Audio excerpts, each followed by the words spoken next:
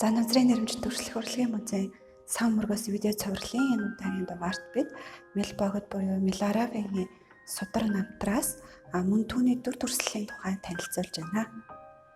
Миларава гэд богод 1052-оос 1135 оны үед төвд оронд амьдарч байсан. Мила гэдэг нь овгийн нэр бөгөөд залглаа гэсэн утгатай төвд үг юм аа. Түүний дээд язгуур үг болох нэгэн ад чөтгөрийг номготоход мэрэгэн нэгэн байсан бөгөөд төвдийн зандид нутагт нэгэн их хүчтэй чөтгөр гарч түүнийг дарахаар очиход Мила буюу залглаа гэж дуу алдаж тэр чөтгөр байхгүй болсон ийм томог байдаг. Тийм учраас Мелбогдын удмынхныг Мила хэмээн нэрлэх болсон байдаг. Мелбогод төвдийн мэрэгдүүд дундаас хамгийн алдартай нэгэн бөгөөд төвдийн олон цадиг номнуудад Миларавийн намтар буюу Милийн намтар хэмээх намтар нь өргөн дэлгэр тархсан байдаг. За төвдийн их таянч, шүлэгч, егзөр хэмээн нэрлэдэг дорн дахны ард түмэн түүнийг гүр дууч их гигантэн хэмээн монголчууд шүтэж ирсэн байдаг. Мелбогод 1052 онд төрж 1134 онд 84 насыг зооглохдоо нэгэн насанд гэгэрсэн шидийг үзүүлсэн хэмээн түүний намтарт бичсэн байдаг. За энэ намтрын тухай гэвш заваад амнан алтан дэвтэр хэмээх зохиолдоо хөх хотын бандда ширээт бүш цоржийн намтрыг цогт хунтаажийн хүсэлтээр орчуулсан тухай мөн дурдсан байдаг. Милийн намтар нь Монгол оронд баралмал бичмэл хэлбэрээр өргөн тархсан зохиол бөгөөд манай монголчууд багшаас шавьд уламжлагдан өвлүүлдэг байсан ийм төвхтэй Мелбогдын намтар зохиол нь хэдүү домгийн шинжтэй боловч буддын шний үнэн бодит байдал, үйл явдал жинхэнэ амьдарч байсан хүний амьдралын түүх. За энэ нь бол шашны утга агуулгатай боловч хүн төрлөختний мэдлэг, оюун ухаан, учир шалтгааны уг язгуур ойлголтыг шинжлэх ухаанч хэлбэрээр танин мэдүүлэхэд чиглэсэн байдаг.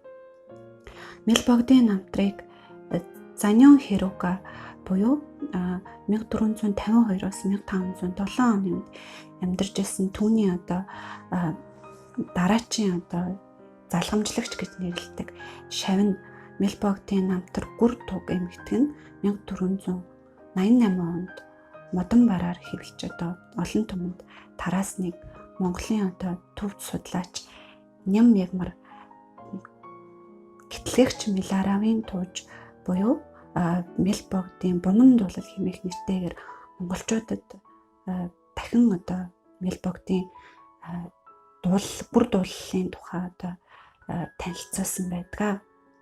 Мелбогдын намтарт түүний хамгийн дотны шавь Врачин өөрийн зүүдэндээ дагинсын оронд Мелбогдын намтрыг дагинсээс тэр зүүдний зөнгөөрөө багшийнхаа намтрыг бичих хэрэгтэй юм байна гэдэг энэ дохой тэмдгийг аваад багшаасаа өөрийнхөө намтар түүхийг бидэнд шавнартаа ярьж өгөөч гэсэн хүсэлтээр Мелбогод Рачин өөрийн зүрхний шавьдаа өөрийнхөө намтрыг ярьж өгөхдөө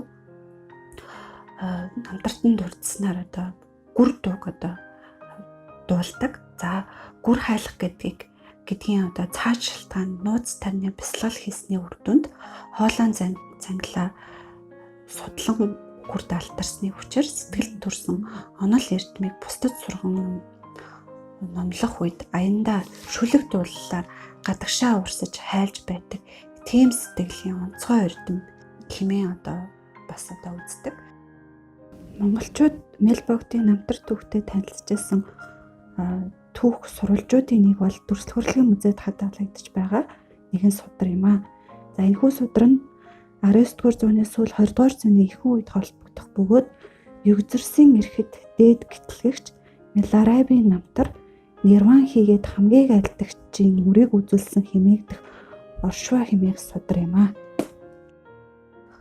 Монголын Бурхны шний урлагийн төвхөнд энэтхэх төвдийн мэрэгдийн нэгэн чимэг болсон Мельбогдын намтартай монголчууд эртнээс танилцаж ирсэн бөгөөд аман болон бичгийн сурвалжуудад энэ тухай дурдсан байдаг.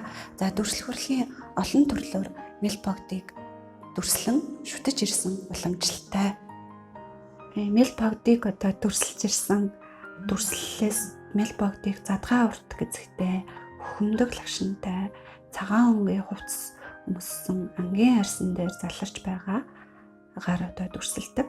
За тэр дундаа Мельбогдыг монголчууд хад одоо асаг хадан дунд одоо бясалгал хийж буй одоо дүрээр нь дүрсэлдэг.